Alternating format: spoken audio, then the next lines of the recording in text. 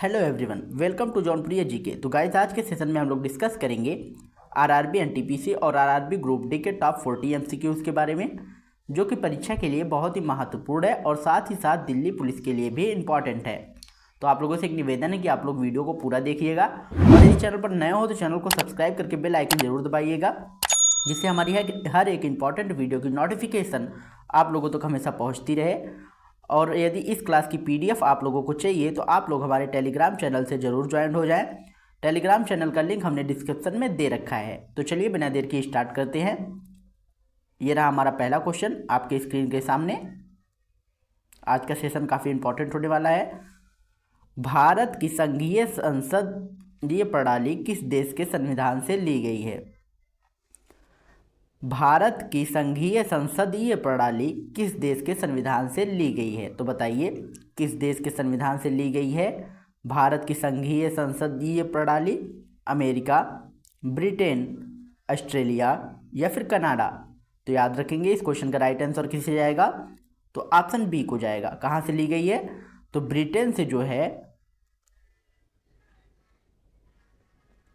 Britain से ली गई है भारत की संघीय संसदीय प्रणाली, इसलिए हमारा राइट आंसर हो जाएगा option B. Question number second देखेंगे। काफ़ी पूछा जाता है, कई बार रिपीट हो चुका है। भारत में एकल नागरिकता सिंगल सिटीजनशिप की अवधारणा किस देश से ली गई है? तो बताइए, काफ़ी इंपॉर्टेंट क्वेश्चन है। किस देश से ली गई है सिंगल सिटीजनशिप की अवधारणा? अमेरिका, फ्रांस, ब्रिटेन या फिर जर्मनी? तो याद रखेंगे ये भी जो है हमारा राइट आंसर हो जाएगा ऑप्शन सी। कहाँ से ली गई है? तो ब्रिटेन से इसे भी लिया गया है, इसलिए हमारा राइट आंसर हो जाएगा option C. Question number third देखेंगे। काफ़ी इंपॉर्टेंट क्वेश्चन है। भारत में लोकसभा की सबसे अधिक सीटें किस राज्य में है? तो दोस्तों बताइए, काफ़ी रिपीट होता है ये क्वेश्चन। सबसे अधिक लोकसभा सीटें किस राज्य में है? महाराष्ट्र, बिहार, उत्तर प्रदेश या फिर पश्चिम बंगाल? तो याद रखेंगे इस क्वेश्चन का राइट आंसर हो जाएगा ऑप्शन सी। किस राज्य में है? तो उत्तर प्रदेश में जो है, उत्तर प्रदेश में सबसे अधिक लोकसभा सीटें हैं, इसलिए हमारा राइट आंसर हो जाएगा ऑप्शन सी। और कितनी सीटें हैं ये भी याद रखिएगा। तो कुल जो है 30 सीटें हैं। ठीक है, नेक्स्ट क्वेश्चन देखेंगे, क्वेश्चन नंबर 4। तो दोस्तों, यदि आप लोगों को किसी भी क्वेश्चन का आंसर पता हो तो आप लोग कमेंट बॉक्स में जरूर दीजिएगा। चौथा क्वेश्चन कह रहा है, संसद के 2 सत्रों के बीच अधिकतम कितना अंतर हो सकता है? तो बताइए, अधिकतम कितना अंतर हो सकता है संसद के 2 सत्रों के बीच? 3 महीने का, 4 महीने का, 6 महीने का या फिर 9 महीने का? तो याद रखेंगे इस क्वेश्चन का राइट आंसर हो जाएगा ऑप्शन सी। कितना अंतर हो सकता है? तो कुल 6 महीने का अंतर, 6 महीने का अंतर हो सकता है संसद के 2 सत्रों के मध्य, इसलिए हमारा राइट आंसर हो जाएगा ऑप्शन सी। क्वेश्चन नंबर 5 देखेंगे। काफ़ी इंपॉर्टेंट क्वेश्चन है। तो बताइए, राज्यसभा के सदस्यों का कार्यकाल कितने वर्ष का होता है? तो बताइए दोस्तों, कितने वर्ष का होता है राज्यसभा के सदस्यों का कार्यकाल? 4 वर्ष, 5 वर्ष, 6 वर्ष या फिर 7 वर्ष? तो याद रखेंगे इस क्वेश्चन का राइट आंसर हो जाएगा ऑप्शन सी। कितने वर्ष का होता है? तो जो है 6 वर्ष का राज्यसभा के सदस्यों का कार्यकाल होता है, इसलिए हमारा राइट आंसर हो जाएगा ऑप्शन सी। क्वेश्चन नंबर 6 देखेंगे। ये जो है कि आरआरबी एनटीपीसी और दिल्ली पुलिस दोनों में पूछा गया था। अनुसूचित जातियों एससी की आरक्षण व्यवस्था किस अनुच्छेद आर्टिकल में आती है? तो दोस्तों, किस अनुच्छेद में आती है एससी की आरक्षण व्यवस्था? अनुच्छेद 330, अनुच्छेद 331, अनुच्छेद 332 या फिर अनुच्छेद 334? तो याद रखेंगे हमारा राइट आंसर हो जाएगा ऑप्शन ए। किस अनुच्छेद में आती है? तो अनुच्छेद 330 में आती है, इसलिए हमारा राइट आंसर हो जाएगा ऑप्शन ए। क्वेश्चन नंबर 7 देखेंगे, काफ़ी इंपॉर्टेंट क्वेश्चन है। भारत में अनुसूचित जातियों की सर्वाधिक जनसंख्या किस राज्य में है? तो बताइए किस राज्य में है सर्वाधिक जनसंख्या अनुसूचित जातियों की? बिहार, उत्तर प्रदेश, मध्य प्रदेश या फिर राजस्थान? तो याद रखेंगे हमारा राइट आंसर हो जाएगा ऑप्शन बी। किस राज्य में है? तो उत्तर प्रदेश में जो है सर्वाधिक जनसंख्या निवास करती है अनुसूचित जातियों की, इसलिए हमारा राइट आंसर हो जाएगा ऑप्शन बी। क्वेश्चन नंबर 8 देखेंगे, काफ़ी पूछा जाता है। संसद के संयुक्त अधिवेशन की अध्यक्षता कौन करता है? तो बताइए कौन करता है संसद के संयुक्त अधिवेशन की अध्यक्षता? राष्ट्रपति, प्रधानमंत्री, लोकसभा अध्यक्ष या फिर राज्यसभापति? तो याद रखेंगे इस क्वेश्चन का राइट आंसर हो जाएगा ऑप्शन सी। कौन करता है? तो लोकसभा अध्यक्ष जो है लोकसभा अध्यक्ष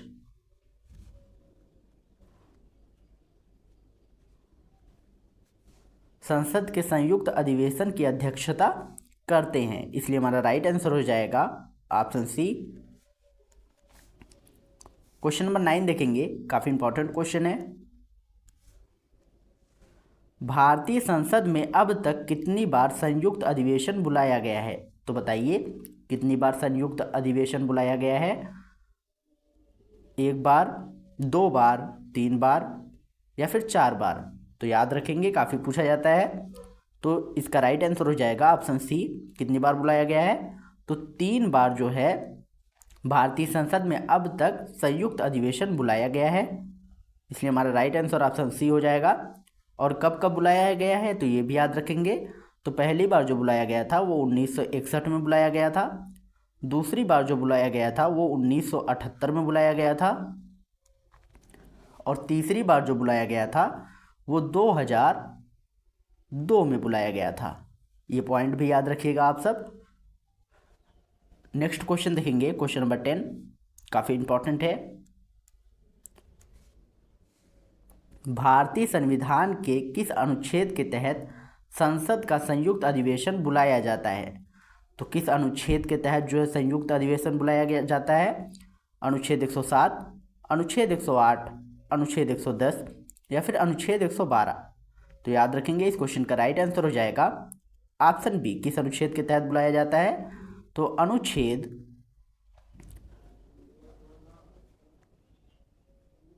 108 के तहत जो है संयुक्त अधिवेशन बुलाया जाता है, इसलिए हमारा राइट आंसर हो जाएगा ऑप्शन बी। तो दोस्तों आशा करता हूँ कि वीडियो को अब तक आप लोगों ने लाइक, शेयर और चैनल को सब्सक्राइब जरूर कर लिया होगा। अगर नहीं किया तो प्लीज़ कर लीजिए, ताकि इस प्रकार की इंपॉर्टेंट वीडियो आप लोगों तक हमेशा पहुँचती रहे। आगे देखते हैं क्वेश्चन नंबर 11, काफ़ी इंपॉर्टेंट क्वेश्चन है और हमेशा पूछा जाता है। लोकसभा की कुल सीटों की संख्या 500 से बढ़ाकर 525 और फिर 545 कब किया गया था? तो बताइए कब किया गया था लोकसभा की सीटों को 500 से बढ़ाकर 525 फिर 545? 1952 से 1971, 1956 से 1973 में, 1962 और 1977 में, 1956 और 1976 में? तो याद रखेंगे इस क्वेश्चन का राइट आंसर हो जाएगा ऑप्शन डी। कब किया गया था? तो 1956 और 1976 में जो है लोकसभा की कुल सीटों की संख्या बढ़ाकर 525 और फिर 545 कर दिया गया था, इसलिए हमारा राइट आंसर हो जाएगा ऑप्शन डी। क्वेश्चन नंबर 12 देखेंगे, काफ़ी इंपॉर्टेंट क्वेश्चन है। 31वां संविधान संशोधन किस वर्ष हुआ था जिसके द्वारा लोकसभा सीटें बढ़ाई गई थी? तो दोस्तों कब हुआ था संविधान संशोधन, किस वर्ष हुआ था जिसके द्वारा लोकसभा की सीटें बढ़ाई गई थी?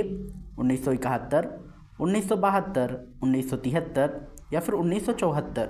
तो याद रखेंगे इस क्वेश्चन का राइट आंसर हो जाएगा ऑप्शन सी। कब हुआ था? तो 1973 में जो है 31वां संशोधन किया गया था जिसके द्वारा लोकसभा सीटें बढ़ाई गई थी, इसलिए हमारा राइट आंसर हो जाएगा ऑप्शन सी। क्वेश्चन नंबर 13 देखेंगे, काफ़ी पूछा जाता है। भारत में राज्यसभा की सबसे अधिक सीटें किस राज्य के पास हैं? तो दोस्तों किस राज्य के पास है सबसे अधिक लोकसभा राज्यसभा सीटें? महाराष्ट्र, बिहार, उत्तर प्रदेश या फिर पश्चिम बंगाल?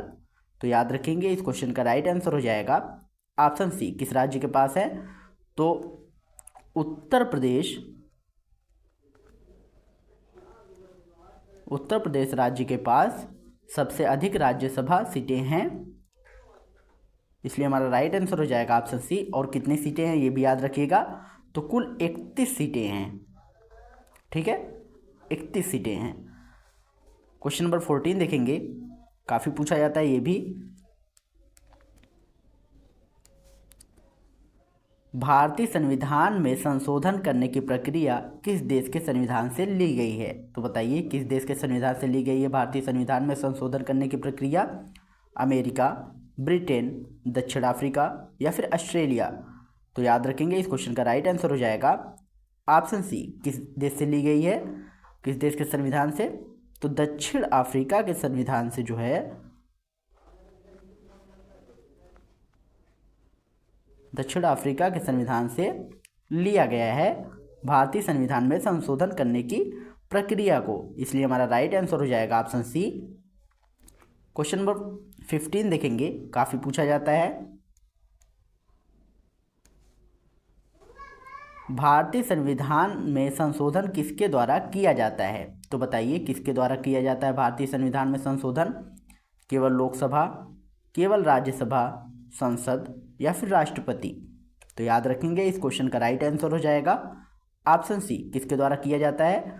तो संसद के द्वारा जो है संविधान संशोधन किया जाता है, इसलिए हमारा राइट आंसर हो जाएगा ऑप्शन सी। क्वेश्चन नंबर 16 देखेंगे, काफ़ी पूछा जाता है। भारतीय राज्यसभा में कुल कितने सदस्य होते हैं? तो बताइए कुल कितने सदस्य होते हैं भारतीय राज्यसभा में? 238, 242, 245 या फिर 250? तो याद रखेंगे हमारा राइट आंसर हो जाएगा ऑप्शन डी। कितने सदस्य होते हैं? तो 250 सदस्य होते हैं, इसलिए हमारा राइट आंसर हो जाएगा ऑप्शन डी। और वर्तमान में जो है, ये भी याद रखेंगे, वर्तमान में इस समय 255 सदस्य हैं। ठीक। क्वेश्चन नंबर 17 देखेंगे, काफ़ी इंपॉर्टेंट क्वेश्चन है। भारत में कानून बनाने का अधिकार किसके पास होता है? तो बताइए किसके पास होता है कानून बनाने का अधिकार?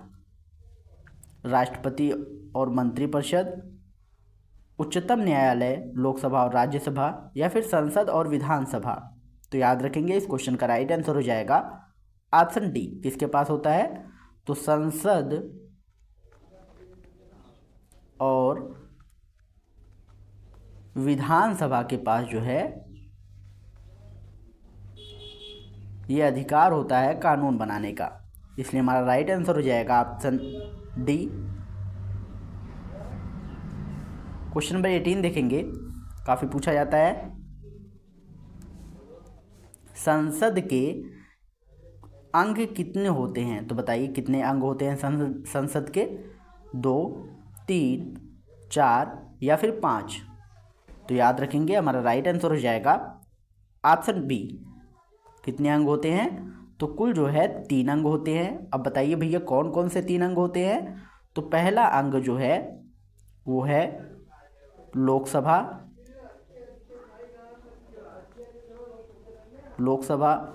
दूसरा जो है वो है राज्यसभा, और तीसरा जो है वो है राष्ट्रपति। इन तीनों से मिलकर जो है हमारी संसद बनती है। ठीक, ये भी याद रखिएगा, इसलिए हमारा राइट आंसर हो जाएगा ऑप्शन बी।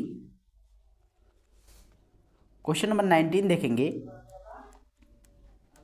काफ़ी पूछा जाता है। धन विधेयक मनी बिल किस अनुच्छेद के तहत आता है? तो बताइए किस अनुच्छेद के तहत आता है मनी बिल? अनुच्छेद 108, अनुच्छेद 109, अनुच्छेद 110 या फिर अनुच्छेद 111? तो याद रखेंगे इस क्वेश्चन का राइट आंसर हो जाएगा ऑप्शन सी। किस अनुच्छेद के तहत आता है? तो अनुच्छेद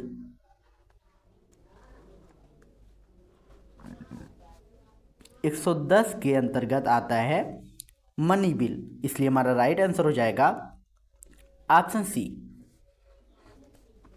क्वेश्चन नंबर 20 देखेंगे, काफ़ी पूछा जाता है। धन विधेयक सर्वप्रथम कहाँ पेश किया जाता है? तो दोस्तों कहाँ पेश किया जाता है सर्वप्रथम धन विधेयक? राज्यसभा में, लोकसभा में, राष्ट्रपति के पास या फिर सुप्रीम कोर्ट में? तो याद रखेंगे हमारा राइट आंसर हो जाएगा ऑप्शन बी। कहाँ पेश किया जाता है? तो लोकसभा में जो है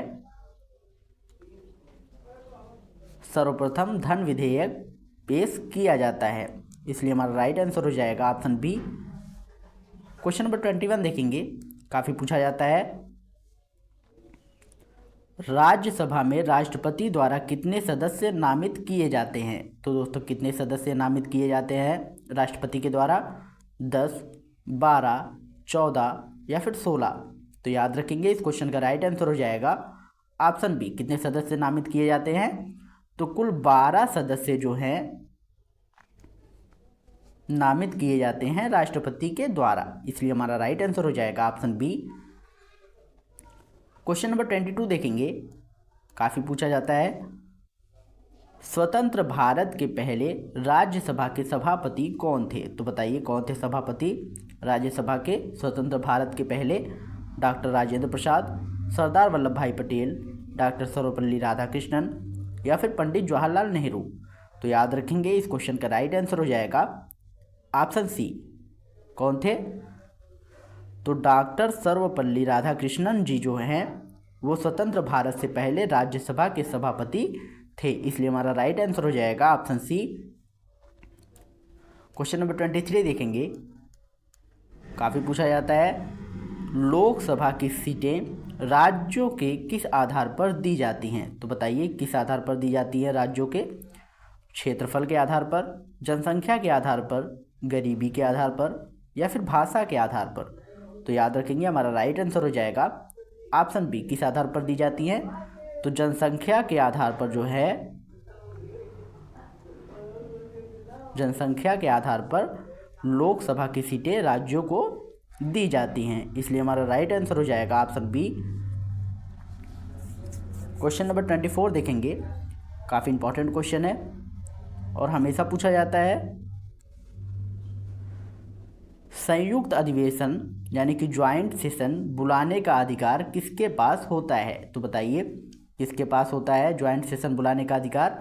प्रधानमंत्री, लोकसभा अध्यक्ष, राष्ट्रपति या फिर राज्यसभा अध्यक्ष? तो याद रखेंगे हमारा राइट आंसर हो जाएगा ऑप्शन सी। किसके पास होता है? तो राष्ट्रपति के पास जो है, राष्ट्रपति के पास ये अधिकार होता है कि वो ज्वाइंट अधिवेशन यानी कि संयुक्त अधिवेशन बुला सकता है, इसलिए हमारा राइट आंसर हो जाएगा ऑप्शन सी। क्वेश्चन नंबर 25 देखेंगे, काफ़ी पूछा जाता है। भारत के 2 अस्थाई सदन कौन कौन से हैं? तो बताइए कौन कौन से हैं भारत के 2 अस्थाई सदन? लोकसभा और विधानसभा, राज्यसभा और विधान परिषद, लोकसभा और राज्यसभा या फिर विधानसभा और राज्यसभा? तो याद रखेंगे हमारा राइट आंसर हो जाएगा ऑप्शन बी। कौन कौन से हैं? तो राज्यसभा और विधान परिषद जो है वो भारत के 2 अस्थाई सदन हैं, इसलिए हमारा राइट आंसर हो जाएगा ऑप्शन बी। क्वेश्चन नंबर 26 देखेंगे, संसद किसे कहते हैं? तो बताइए किसे कहते हैं संसद? काफ़ी इंपॉर्टेंट क्वेश्चन है। केवल लोकसभा को, केवल राज्यसभा को, लोकसभा, राज्यसभा और राष्ट्रपति को या फिर लोकसभा, राज्यपाल, सुप्रीम कोर्ट? तो याद रखेंगे इस क्वेश्चन का राइट आंसर हो जाएगा ऑप्शन सी। किसे कहते हैं? तो लोकसभा, राज्यसभा और राष्ट्रपति से जो तीनों मिलकर बनते हैं उसे हम संसद कहते हैं। याद रखिएगा तीनों होने चाहिए, इसलिए हमारा राइट आंसर हो जाएगा ऑप्शन सी। क्वेश्चन नंबर 27 देखेंगे, काफ़ी पूछा जाता है। लोकसभा का कार्यकाल पूरा होने से पहले क्या उसे भंग किया जा सकता है?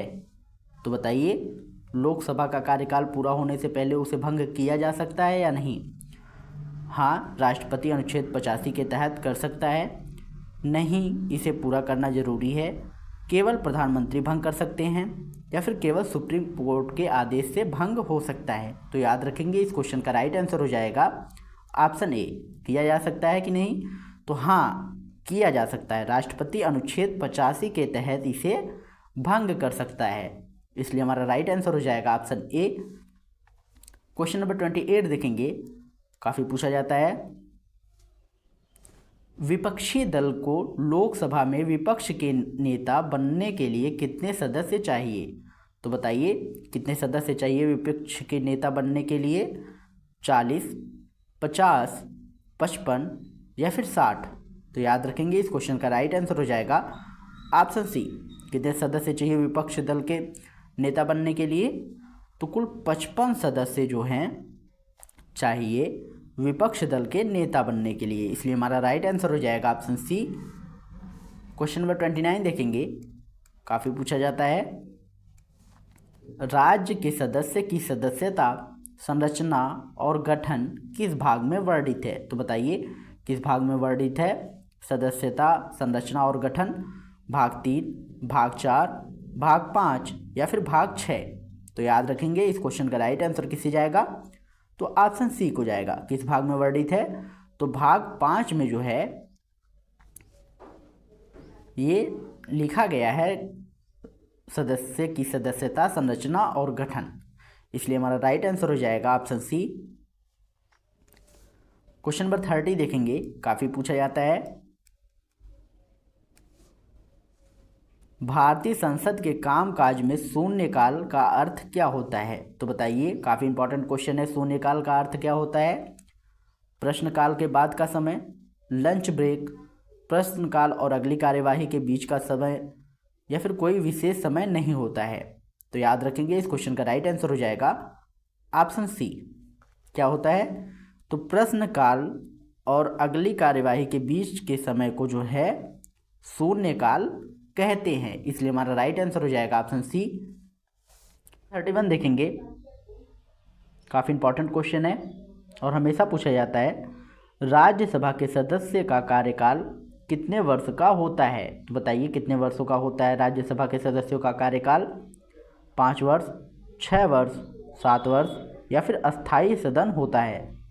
तो याद रखेंगे हमारा राइट आंसर हो जाएगा ऑप्शन बी, कितने साल का होता है। तो 6 वर्ष का जो है 6 वर्ष का कार्यकाल होता है, इसलिए हमारा राइट आंसर हो जाएगा ऑप्शन बी। क्वेश्चन नंबर 32 देखेंगे, काफ़ी इंपॉर्टेंट क्वेश्चन है। अनुसूचित जाति यानी कि एससी और अनुसूचित जनजाति एसटी के लिए लोकसभा में कितनी सीटें आरक्षित हैं। तो बताइए कितनी सीटें आरक्षित हैं कुल। 100, 131, 120 या फिर 110। तो याद रखेंगे हमारा राइट आंसर हो जाएगा ऑप्शन बी, कितने सीटें आरक्षित हैं।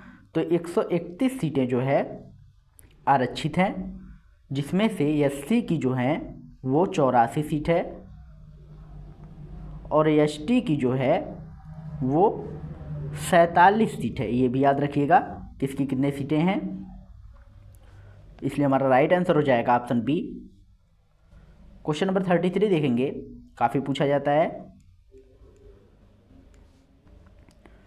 भारतीय संसद में अपर हाउस किसे कहा जाता है। तो बताइए किसे कहा जाता है अपर हाउस भारतीय संसद में। लोकसभा, राज्यसभा, कैबिनेट या फिर विधानसभा। तो याद रखेंगे हमारा राइट आंसर हो जाएगा ऑप्शन बी, किसे कहा जाता है अपर हाउस। तो राज्यसभा को जो है अपर हाउस कहा जाता है, इसलिए हमारा राइट आंसर हो जाएगा ऑप्शन बी। क्वेश्चन नंबर 34 देखेंगे, काफ़ी इंपॉर्टेंट क्वेश्चन है। यदि राज्यसभा धन विधेयक को पारित नहीं करती है तो कितने दिनों में लोकसभा इसे स्वीकृति मान लेती है। तो बताइए कितने दिनों में इसे स्वीकृति मान लेती है। 10 दिन में, 14 दिन में, 30 दिन में या फिर 7 दिन में। तो याद रखेंगे हमारा राइट आंसर हो जाएगा ऑप्शन बी, कितने दिनों में मान लेती है। तो 14 दिनों में जो है लोकसभा इसे स्वीकृति मान लेती है कि धन विधेयक पारित कर दिया गया है, इसलिए हमारा राइट आंसर हो जाएगा ऑप्शन बी। क्वेश्चन नंबर 35 देखेंगे, राज्यसभा के सदस्यों का चुनाव कौन कराता है? तो बताइए कौन कराता है राज्यसभा के सदस्यों का चुनाव? राष्ट्रपति, प्रधानमंत्री, चुनाव आयोग या फिर उपराष्ट्रपति? तो याद रखेंगे हमारा राइट आंसर हो जाएगा ऑप्शन सी, कौन कराता है? तो चुनाव आयोग जो है चुनाव आयोग राज्यसभा के सदस्यों का चुनाव कराती है, इसलिए हमारा राइट आंसर हो जाएगा ऑप्शन सी। क्वेश्चन नंबर 36 देखेंगे,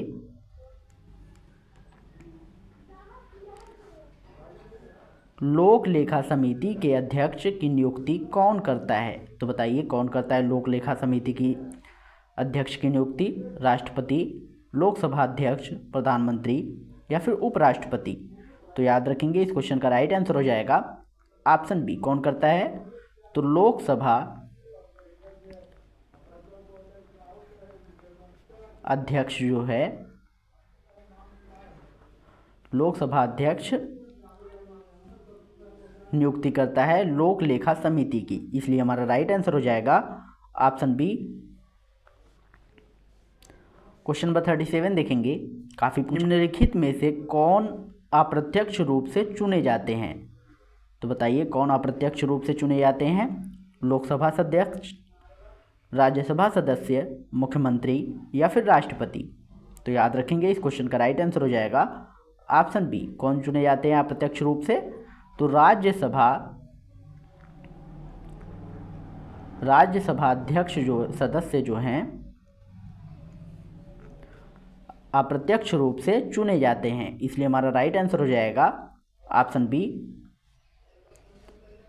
क्वेश्चन नंबर 38 देखेंगे, संसद किस अनुच्छेद के अंतर्गत आती है? तो बताइए किस अनुच्छेद के अंतर्गत आती है संसद? अनुच्छेद 74, अनुच्छेद 79, अनुच्छेद 81 या फिर अनुच्छेद 85? तो याद रखेंगे हमारा राइट आंसर हो जाएगा ऑप्शन बी, किस अनुच्छेद के तहत आती है? तो अनुच्छेद